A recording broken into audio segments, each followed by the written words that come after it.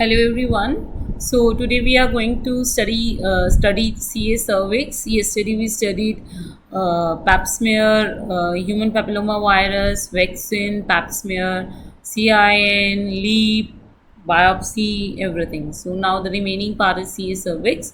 Okay. So less questions are being asked from this topic. More of the question are asked from the topic we studied yesterday. Okay, so we will just have a basic idea of all the of this topic, CA cervix. Okay, so let's start without any delay. Okay, CA cervix. First topic, subtopic is the risk factors. Okay, we all know that human papilloma virus causes CA cervix. So first and the foremost risk factor is the first and the foremost risk factor is human papilloma virus infection. Okay, I think that is clear to all of us, right? And now the how this human papilloma virus infection spread, it is an STD. It is transmitted sexually. So more is the sexual activity, more is this infection spreads. Okay, so in all the risk factors we are going to see how what are the parameters that this can be the what are the parameters that can be asked to the patient in the history that will tell us about its sexual activities. Okay, for example, if the coitus is before if the female has started coitus before the 18 years, that is basically less than 18 years, and of course the chances of the spread of the infection will be more than who has started his sexual activity late. Okay, and if that female has a child before 20 years, then again it indicates that this female is having increased sexual activity. Now it is quite possible that the infection doesn't get if the female is monogamous. If it is multigamous, the chances of getting the HPV infection also increases, right? So multiparity is the another factor, and multiple sexual partner is another factor. Again, multiparity that also indicates about its sexual activity.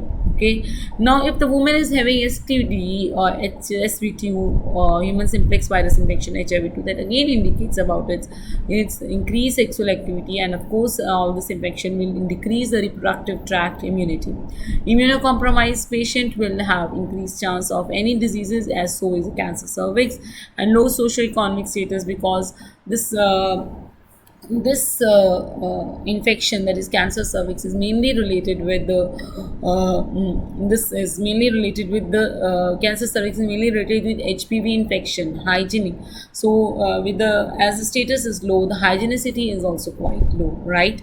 And next is smoking, alcohol, and IV drug abuse, because this again increases the IV drug abuse, increase the chances of the infection. Okay, so in nutshell, you have to inquire the patient in the history about all the factors which gives an indication of its sexual activity and human papilloma virus infection. First and foremost risk factor is human papilloma virus, and then all you have to remember the parity, the coitus age, first coitus age, and child age, childbearing age, and how much partners, STD infections, immunocompromised status, low socioeconomic status, or smoking alcohol. Okay, now I hope it's clear. Let's go to the next topic. What are the symptoms? Okay, now when you are sitting in the OPD, you should know that this is a symptom of cancer cervix. As you all know that cancer cervix is the most common genital cancer in the Indian females, and it is the second most common cancer in Indian females. It's quite a lot. We have around 70,000 deaths, or you can say 0.7 lakh deaths we have. Okay, so every year due to CA cervix we lost so many patients. Okay, so symptom and signs, I would like to say you should have a click in your mind. If this patient with these complaints a patient come, it can be a patient of cancer cervix. You must know these symptoms by heart. So most common presentation of the is CA cervix is irregular vaginal bleeding, and most specific presentation is post-coital bleeding. So you know that cancer cervix patient is having a cervical growth. Okay, isn't it? Cancer cervix patient have a cervical growth, and now when during the and that cervical growth can cause irregular vaginal bleeding, and it will also bleed during the coitus, right? So that is why these are the two symptoms that you should be imprinted in your mind. If these symptoms a patient come, then it can be the case of CS cervix. You should rule out. Okay, you are sitting there to prevent to save the lives of the patient, isn't it? Now, what are the signs and symptoms? Okay, the sign on what things you have to see if you are examining the patient. So simple is that you know that you have a cervical growth in the patient. You are going to do the PS and you're going to see that cervical growth, right? That is the thing you have to see on the examination. Okay, now let's go to the next thing, staging. Okay, yes, staging is very dangerous, I do agree, but if you are going to do it with my trick, it will be easy. So let's first study the spread of the tumor. It is by lymphatics, and it is also the hematogenous spread, but mostly it is by the lymphatics. It is also by the hematogenous spread. Okay, but mostly it is by the lymphatics, and the lymph involved, they have the mnemonic HOPES. H stands for the hypogastric lymph node, O stands for the obturator lymph node, P stands for the parametrial, paracervical or uterine, these all are the same. Then E stands for external iliac, and S stands for cervical lymph node, sacral lymph node, sorry. Okay, so these are the lymph nodes which are involved. Most commonly involved lymph node is obturatory lymph nodes. Okay, and the sentinel, that is the first lymph node to which the CA cervix cells spread, is the paracervical or parametrial or the uterine lymph nodes. Okay, so it's easy to put all lymphatics the CA cervix drain. It's easy. HOPES. H stand for hypogastric, O stand for obturator, P stands for paracervical or parametrial or uterine, E stand for external iliac, and S stand for sacral. Most common is obturator, and the first most sentinel lymph node is the paracervical or parametrial or uterine. Okay, now the inguinal lymph node which we are discussing, the inguinal lymph node, it is involved only in distant metastasis, that is 4B. Okay, the staging will be 4B. Otherwise, inguinal lymph nodes are not involved. Whether it is written superficial or whether it is written deep, they are not involved. They are only involved in the stage 4B. Okay, now the other thing which I want to tell you, this cancer cervix, it does not spread upwards. It spreads downwards and laterally. Upward spread doesn't affect the staging, doesn't affect the prognosis, doesn't affect the treatment. Okay, so how many times it has written in the question, uterus में spread हो गया, uterus में spread हो गया, you're not going to give your mind to that, because upward spread does not affect the staging, doesn't affect the prognosis, doesn't affect the treatment. It is nowhere encountered. Okay, so and ovary is very rarely involved. Okay, now let's see the staging. So for the staging, I want to tell you that you should know that in every staging we have 4 stages, stage 1, 2, 3, 4. So stage 1 is, for example, C cervix है, तो अगर cervix तक वो cancer रहता है तो उसको हम stage 1 बोलते हैं. और stage 4 हर कैंसर में होता है distant metastasis. Stage 2 and stage 3 is nearby का metastasis, right? हर कैंसर में यही होता है. 4 स्टेजिंग होती हैं. स्टेज 1 में अगर उसी ऑर्गन तक अगर वो लिमिटेड है तो इट इज स्टेज 1. स्टेज 4 होता है distant metastasis, and stage 2 and stage 3 is the nearby organ. ठीक है, बिल्कुल इसी तरह it is in the cancer cervix. Stage 1 is limited to the cervix. Okay, stage 2 is, and stage 3 is other, and stage 4 is distant metastasis. Okay, now Now I want to tell you that stage 1 is limited to the cervix. Stage 1A is the micro invasive cancer, the cancer which we cannot see with our naked eyes. That is 1A, and 1B is that we can see with the naked eyes. Of course there are substaging, but 1A and 1B is this much. If you know this much, it's enough. Okay, 1A is the one which we can see with our naked eye, and 1B is the one which we cannot see with our naked eye. Okay, stage 2A, stage 2, you know, stage 2A is upper two-third of the vagina. Okay, for this you should know that, as I already told you, कि cancer cervix जो है ऊपर नहीं spread करता है, अगर करता भी है तो उसकी कोई रेलेवेंस नहीं होती है. अब ये हम मानेंगे हमारा यूट्रस है, सर्विक्स है,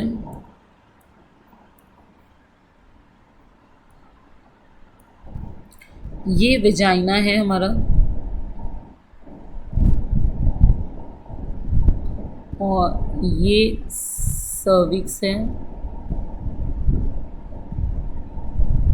ये यूट्रस है. ठीक है.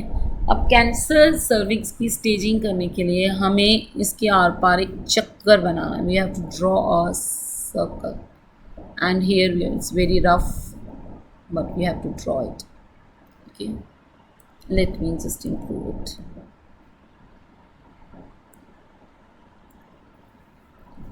ओके,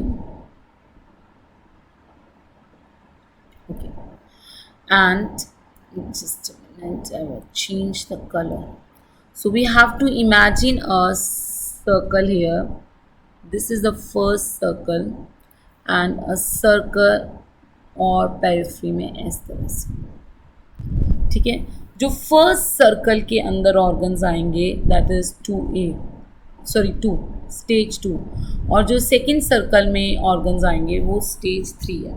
अब आई ऑलरेडी टोल्ड यू जो है stage 1 is that one which is limited to the cervix. Now and I already told you that cancer spreads downwards and lateral. Okay, cancer spread downwards and lateral. Now from the cervix, if it is spreading downwards, it will go into the vagina. Okay, so 2A is upper two-third of the vagina. Okay, 2A is now in first circle. What our organ is this? This organ is upper two-third of the vagina. First it spreads downwards from the cervix, downwards spread with vagina, and this first circle is in the upper two-third of the vagina. Okay, and then is the lateral spread. Lateral spread will go into the parametrium. Okay, parametrium. Do you remember now? So this is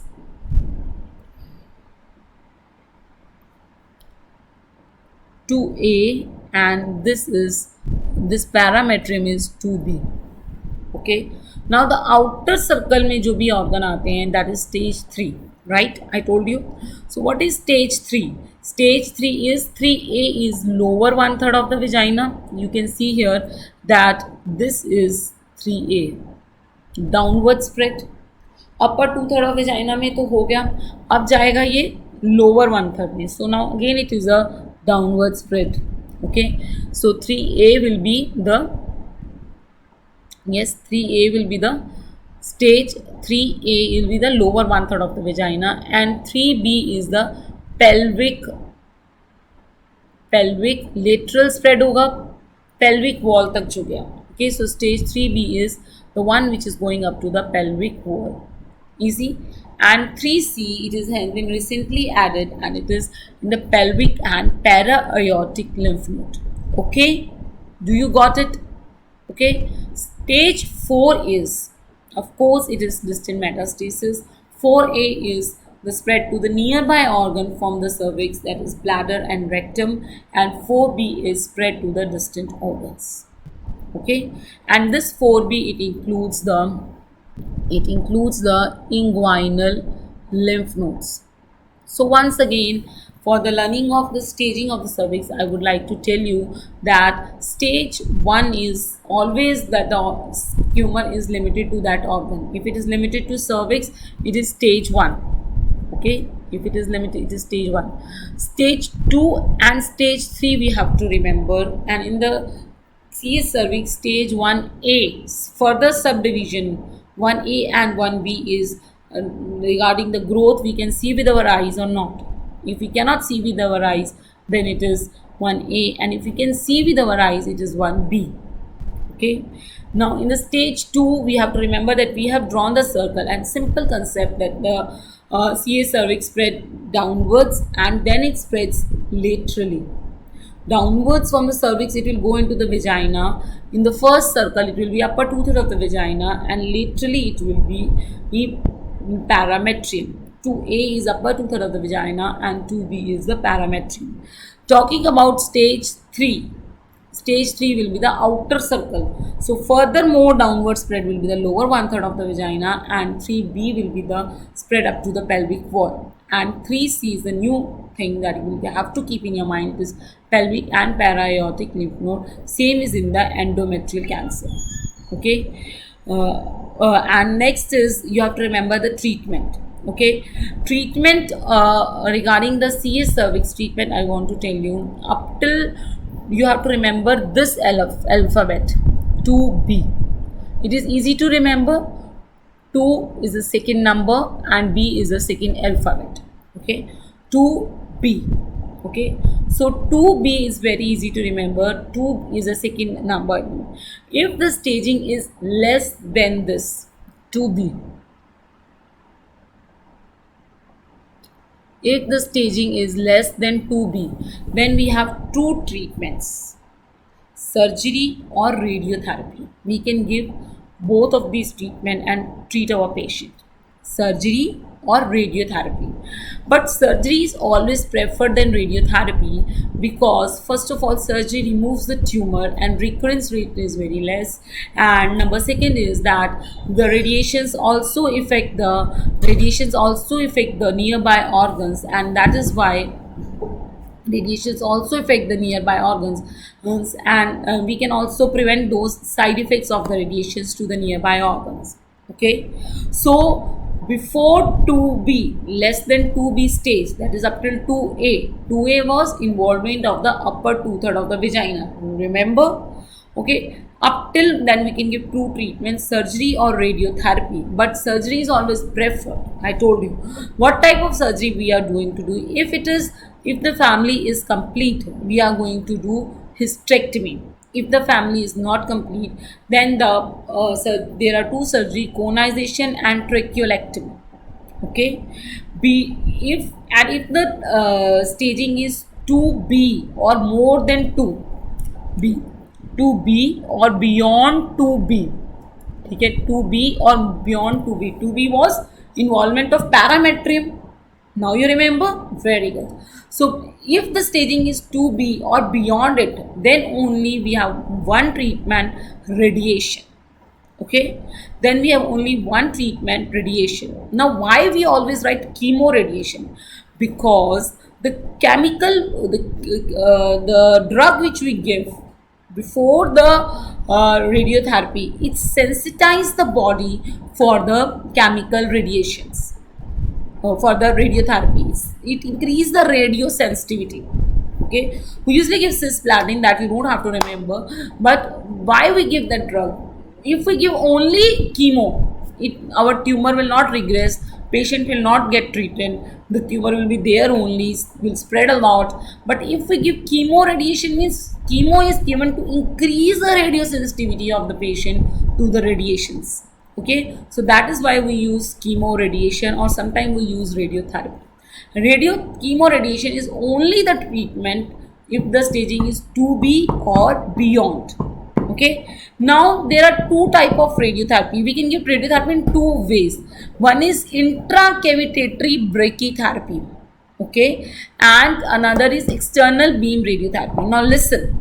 What is external beam radiotherapy? Because these words we use in questions, then you get confused. External beam is that we keep the radio source externally to the body, and there the radiations get transmitted to the tumor. Okay, now when we keep the source outer to the patient, then of course the radiations will go to the nearby organs and they will affect the nearby organs, right? Okay, So that is why, and the another is intracavitary brachytherapy. We keep the radiation source near to the cancer, and that decreases the dose of radiation much less. So intracavitary brachytherapy is preferred much more than external beam radiotherapy. Okay, so these terms you will listen, you will see in your questions. Okay, that all about the treatment of the CA cervix. So you just, for the CA cervix, you just need to remember less than 2B, two treatments: surgery and radiotherapy.